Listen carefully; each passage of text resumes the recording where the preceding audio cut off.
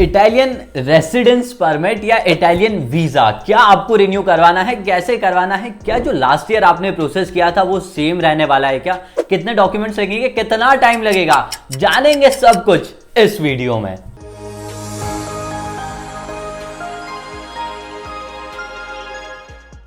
Now the most important question, very firstly सबसे पहले clear कर देता हूं कि आपको अब इटालियन वीजा नहीं इटालियन रेसिडेंस परमिट को रिन्यू करवाना है। रीजन, आपका जो इटालियन वीजा होता है that is just to land in Italy. एक बार आप इटली में पहुंच गए, एक बार यूरोप में पहुंच गए, उसके बाद अब आपको क्या करवाना है, जो आपको रेसिडेंस परमिट आपने बनवाया था फर्स्ट ईयर में, अब आपको उसको रिन्यू करवाते रहना। अब जो भी आपका काम होगा उसके बेस पर होगा। So this video is about how to renew your residence permit rather than visa.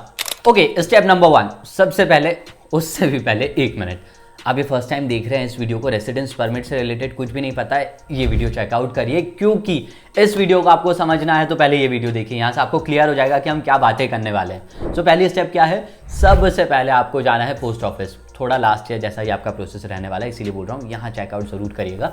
Residence permit के लिए आपको सबसे पहले जाना है आपके पोस्ट ऑफिस में।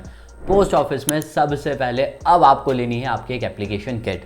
वहाँ से जब आप एप्लीकेशन किट लेंगे उसके बाद अब आपको जाना है काफ ऑफिस में, CAAF। अब काफ ऑफिस आप जाएंगे, इस किट को फिल आउट करेंगे। इसमें किट में होता है क्या है, एक्चुअली कुछ रिसिट्स होती हैं अलॉन्ग विथ एक फॉर्म होता है जो आपको फिल आउट करके देना है इनको। ये फॉर्म इटालियन में होता है, so take a help from CAF office. CAF office जाइए, ये फॉर्म फिल आउट करवाइए सबसे पहले। Now as you fill out this form, ये जब आप ये फॉर्म पूरा करते हैं, ये किट आपका कंप्लीट होता है। इसमें अब आपको एक स्टैंप भी चाहिए। स्टैंप चाहिए आपको एक टोबैको शॉप से, that is your revenue stamp जिसको बोलते हैं, या ड्यूटी स्टैंप बोलते हैं। That will cost you 16 euros. ये 16 यूरोज का स्टैंप भी आपको आपकी किट के साथ चाहिए। Okay, now as you reach post इटालियाने, पोस्ट ऑफिस पहुंचकर आपको ये किट को यहाँ सबमिट करना है। जहाँ से आपने लिया था वहीं आपको वापस से सबमिट करना है। इसके साथ, इस किट के साथ आपको 102 यूरोज भी पे करना है फॉर द रेसिडेंस परमिट। ये आपका पूरा वेरीफाई होगा, आपकी डिटेल्स चेक करेंगे वो, एंड आफ्टर दैट आपका यहाँ से काम खत्म हो जाता है। बट यहाँ पे लास्ट में आपको ये अपॉइंटमेंट डेट देंगे आपके पुलिस स्टेशन के लिए, जहाँ आपका आगे का प्रोसेस होगा।